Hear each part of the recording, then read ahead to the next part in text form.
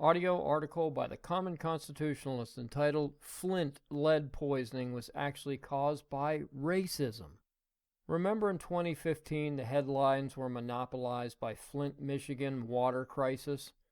In 2014 a decision was made to begin drawing the city's drinking water from the Flint River while they waited to reconnect to another source.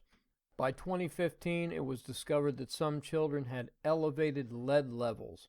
After that, mass hysteria took hold and the blame game was off and running. Regardless of whether the science mates properly with a hyperbole, which it does not, there is no putting the lead genie back in the bottle. For those who are also reading this article, if you care to compare the actual science with the unhinged, you may read my article entitled Flint Lead Problems Just Got Worse. There's a link on the page for that. Now, some 2 years later, and the problems in Flint have resurfaced. Uh-oh, did they find more lead in the water, or arsenic, or old lace? What is it, man? No, none of that. As it turns out, because Flint is 57% black and only 37% white, the lead crisis is racist. A government-appointed civil rights commission in Michigan says systematic racism helped to cause the Flint water crisis, according to a report released Friday. Unquote. Quote, the 129-page report does not claim that there were any specific violations of state civil rights laws, but says historical, structural, and systematic racism combined with implicit bias played a role in the problems, which still linger in the city's drinking water almost 3 years later. Unquote. Yes, the state of Michigan, that according to 2014 records has a total debt burden of $142.7 billion, paid big bucks for a group of social justice warriors to craft a 129-page report that they could have summed up in one sentence. Lead poisoning is racist. The fact that many whites in Flint were also affected is utterly immaterial and trivial. Anything that adversely affects even a single black is racist.